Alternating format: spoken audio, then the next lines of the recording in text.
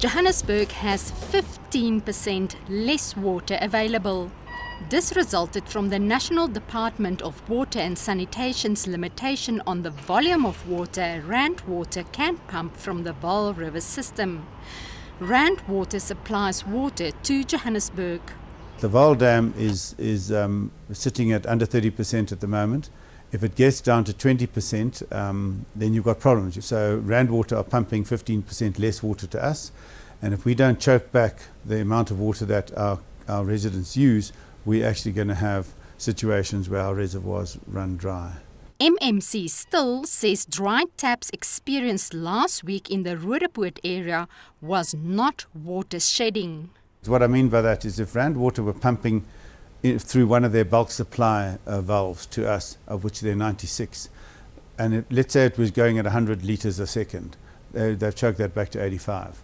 So we're doing the same now on the outlet side. And in most of the sub-areas of Johannesburg, we balance that out with a reservoir and a water tower. In Roodepoort, it's a direct feed. There are very few reservoirs and water towers. So when you pump it at 15% less pressure and people using it at the same rate, you can have a water outage. It's not deliberate water shedding, it's just that the demand is greater than supply, and so the system runs out temporarily.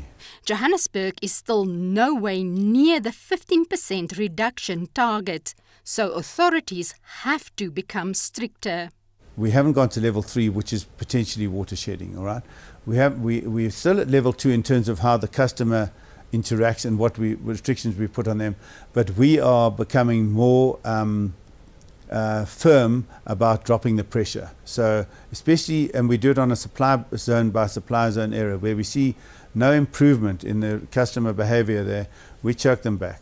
We have to get it down again. We have to get it down to 15% ideally, and if we don't, people will experience periods without water because there just won't be the pressure in the system. Gardens use a lot of water in Johannesburg, says MMC still. We really want to make sure that people do not use irrigation systems or sprinkler systems at any time. Only handheld hoses before 6 and after 6. And otherwise, we know we can't stop people topping up their swimming pools, neither would we want to, because people have to be able to filter their pools, and no washing of cars and pavements and stuff like that with hoses. So, and then we have a penalty tariff on consumption above 20, 30 and 40,000 at a rising rate of that's litres per month. So it is really a case of saying to Joburg, please try and grow some kind of community awareness about this, because if we don't take it seriously, we will get into more water outage situations. Rain is expected late this year, but water restrictions will most probably stay. We are expecting rains in late spring, early December, but even with good rains, if we have good late rains, it won't recharge the whole Vaal River system in a hurry, so it's unlikely to lift the restrictions.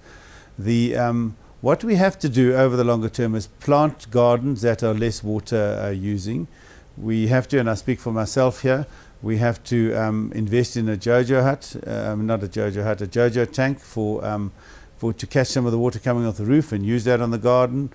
The really serious people can recycle their grey water within the house. The Johannesburg Metro Police Department already issued around 200 fines for water restriction transgressions.